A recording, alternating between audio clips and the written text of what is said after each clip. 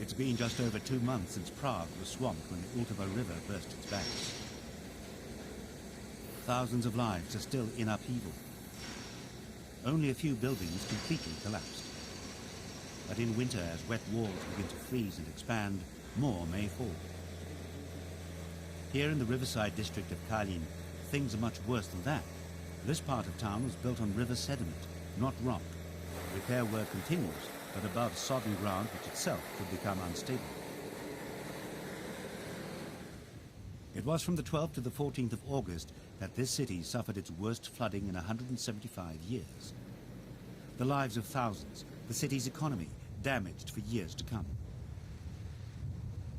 19 people were killed and 250,000 evacuated. The authorities boast that quick thinking prevented greater loss of life. But what they don't boast about is the fact that citizens of Prague weren't properly warned about the height the floodwaters would reach. Now that the river has subsided, it's time to repair, rebuild and reflect. The lack of water is now an issue. Uprooted mains piping is contaminated with sewage, so tankers have been wheeled in. It's a feverish effort to restore normality, even though the river sediment below Kalin may freeze and expand.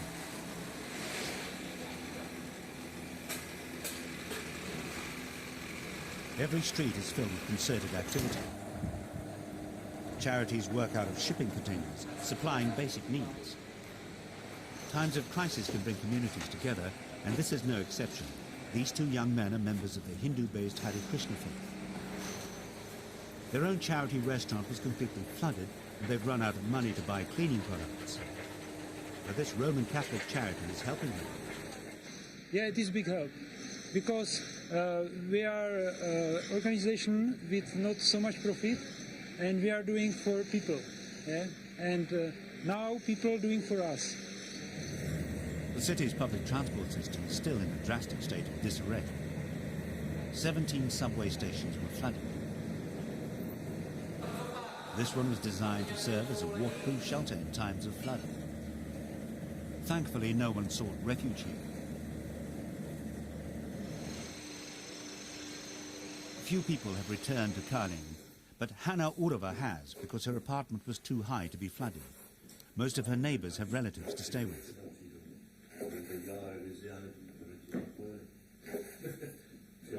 The family is doing its best to live in a Spartan environment. Though electricity is now restored, they still have no running water, nor gas for cooking and for warming their home in a cold Prague winter.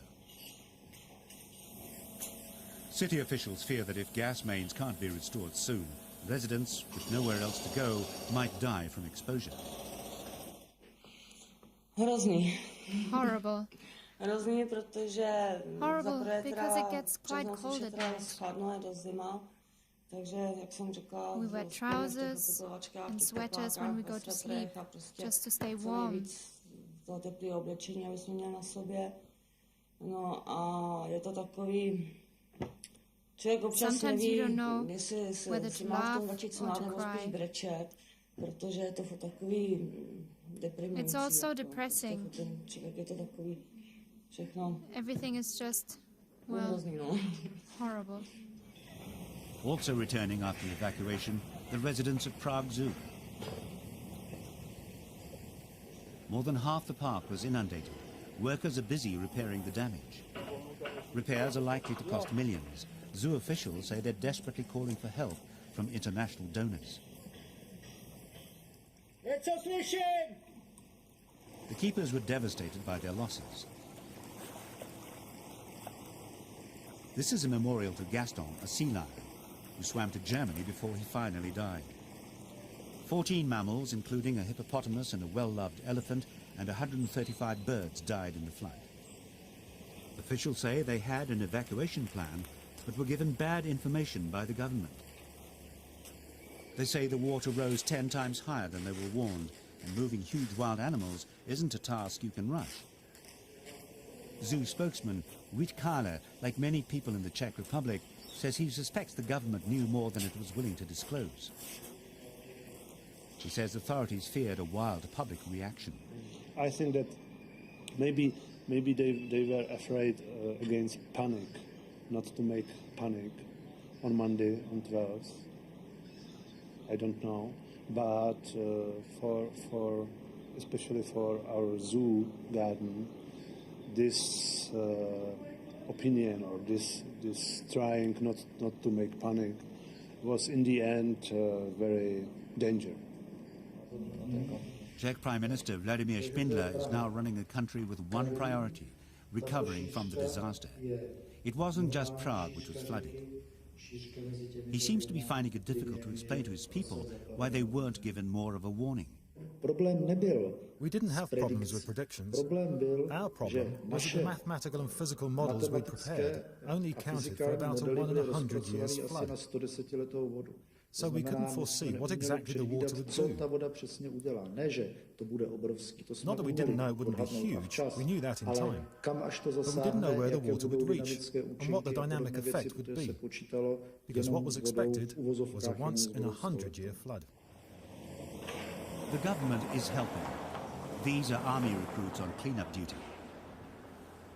Though with such widespread damage, financial help can only be limited, and most victims were not insured. Prime Minister Špindler admits his government has lessons to learn from the disaster. You have to realize that we were very well prepared. We were able to evacuate 200,000 people out of the 1.5 million affected by the floods. Only 19 died, half of them being really irresponsible, mainly curious people. So we were very well prepared. But it has become apparent that we'll need to restructure some area plans, to landscape some areas, and make some additional anti-flood measures. There's no doubt about it. About an hour outside of Prague is one short-term solution for a painfully long-term problem. A freezer set to -20 degrees centigrade. Hundreds of thousands of soaked documents frozen in time. The first Bible in Czech, original literary manuscripts, war records, scores by the hand of Mozart, all kept frozen until the mammoth task of restoration can begin.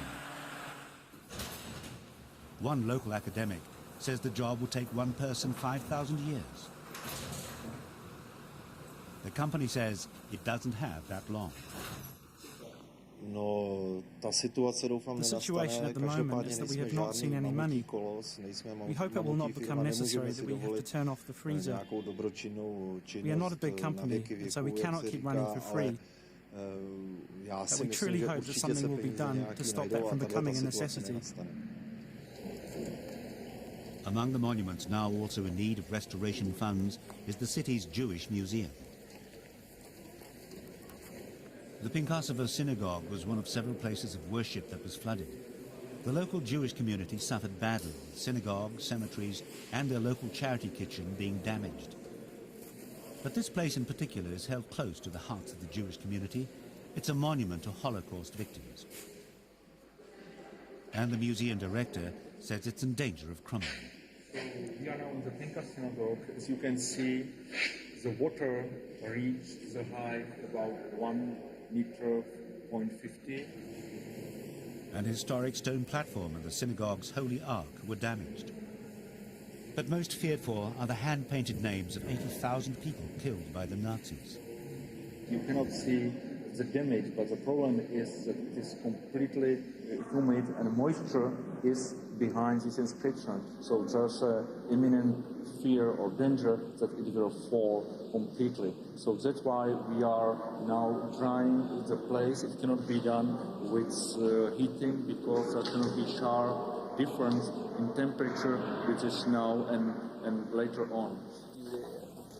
The Jewish community joins everyone else in seeing tourists as part of the answer. The medieval Charles Bridge and most of the old parts of town are open. Though many cancelled holiday plans here, tourist numbers are gradually starting to climb. After all, this city on a river has been flooded before, and its beauty has always emerged unscathed.